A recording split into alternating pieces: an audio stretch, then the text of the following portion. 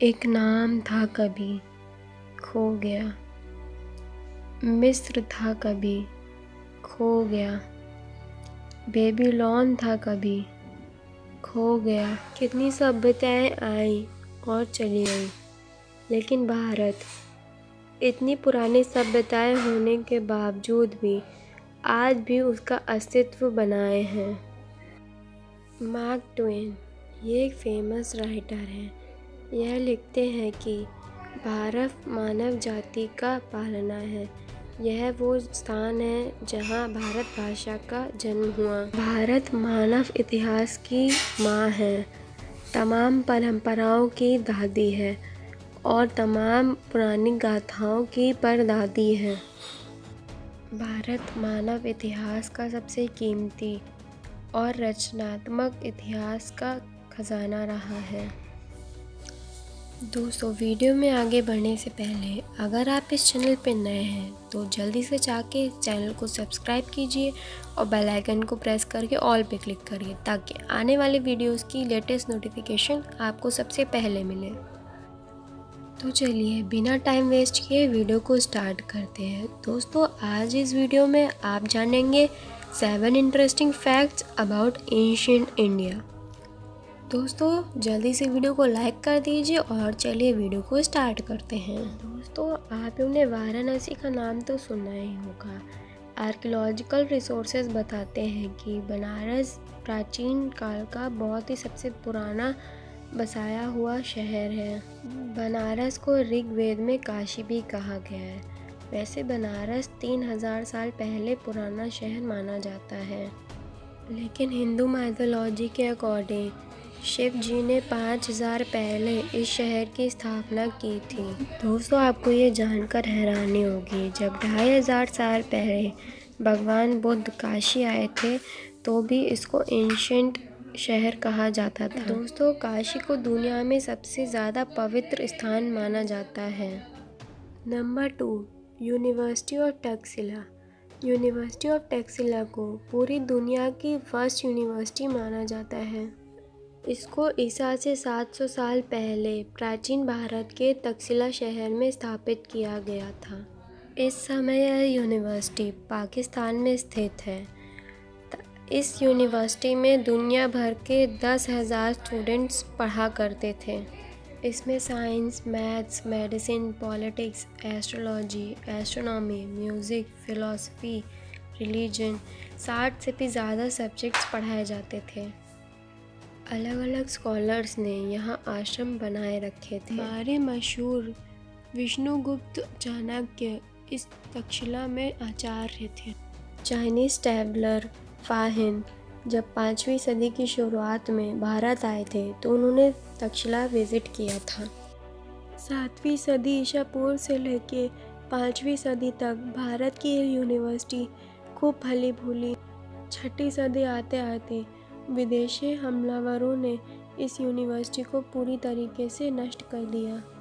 Number 3, शिक्षा के मामले में भारत भले ही बहुत से देशों से पीछे हो, लेकिन एक समय था जब भारत की नालंदा यूनिवर्सिटी दुनिया के इम्पोर्टेंट एजुकेशन सेंटर में एक हुआ करती थी।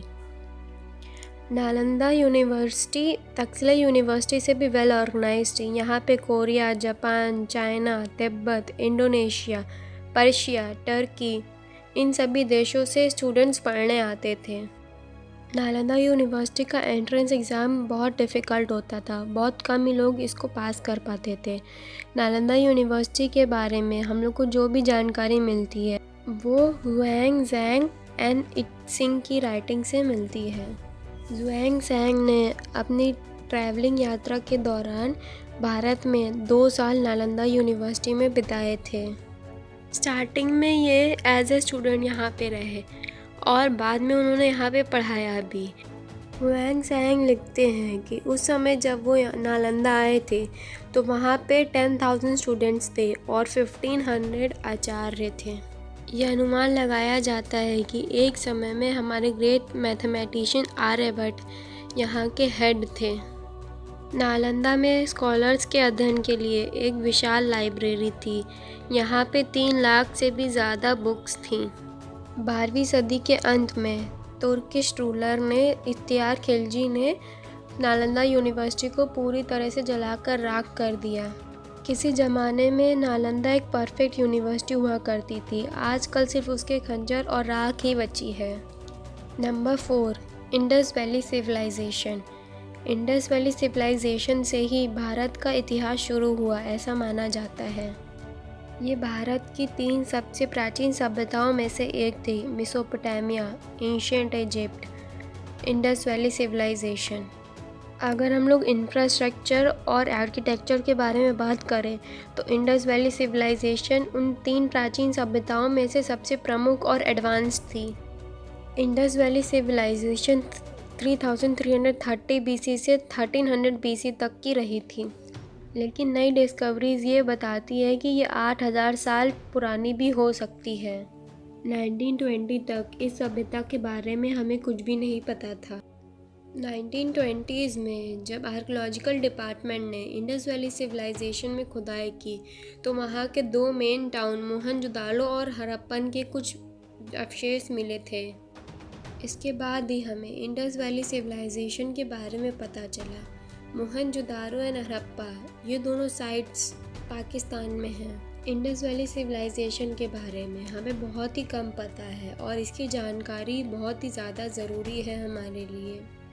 नंबर 5, हम आपको बता दें कि ज़ीरो का आविष्कार इंडिया में हुआ था। 2 महान मैथमेटिशियन ब्रह्मगुप्त और आर्यभट्ट को ज़ीरो का इन्वेंशन का क्रेडिट दिया जाता है और जिनको आज पूरी दुनिया अरेबिक न्यूमरल्स कहती है। हम आपको बता दें इसका आविष्कार अरब में नहीं हुआ था, बल्कि 6th और 7th सेंचुरी में इनको इंडियन मैथमेटिशियन ने इन्वेंट किया था। अरब और फारस के लोग इनको हिंदू न्यूमरल्स कहते थे। अल-किंदी एक अरेबिक मैथमेटिशियन थे और अल-ख्वाज़मी एक पर्शियन मैथमेटिशियन थे। इन दोनों के द्वारा ही हिंदू न्यूमरल सिस्टम यूरोप में पहुंचा और इसी के बाद ही यूरोपियन इसको अरेबिक न्यूमरल्स कहने लगे। अल्बर्ट आइंस्टाइन लिखते हैं कि हम इंडियंस के बहुत ही आभारी हैं, इन्होंने नंबर सिस्टम की खोज की, इसके बिना कोई भी इन्वेंशन करना इम्पॉसिबल था। नंबर 6, सर्जरीज कितनी मुश्किल होती हैं और आप ऐसे ज़माने में हो जिसमें स्कैल्पर भी इन्वेंट नहीं हुआ था, तब तो इसकी कल्पना भी नहीं की जा सकती। 2600 साल पहले एक फिजिशियन सुश्रुत बेहद कॉम्प्लेक्स सर्जरी किया करते थे, जैसे cataract, kidney stones, rectifying fractures और यहाँ तक कि प्लास्टिक सर्जरी भी करते थे। सुश्रुत को पहला इंसान माना जाता है जिन्होंने सबसे पहले इंसानों पर सर्जरी परफॉर्म की, इसीलिए उनको फादर ऑफ सर्जरी भी कहा जाता है। सुश्रुत ने चिकित्सा पे एक ग्रंथ लिखा था जिसको सुश्रुत संहिता कहा जाता है। सुश्रुत को मोस्ट सर्वाइवल एंशिएंट क्रिएटर माना जाता है।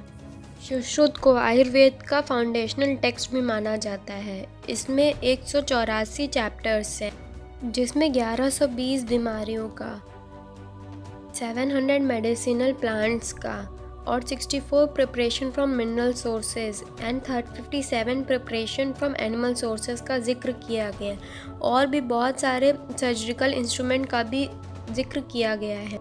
नंबर 7, अगर भारत के इतिहास में झांके तो ये बहुत ही वैभवशाली नज़र आता है। ब्रिटिश रूल से पहले भारत सबसे अमीर देशों में मशहूर हुआ करता था। यूं ही नहीं, यह देश विश्व भर में सोने की चिड़िया कहलाता था।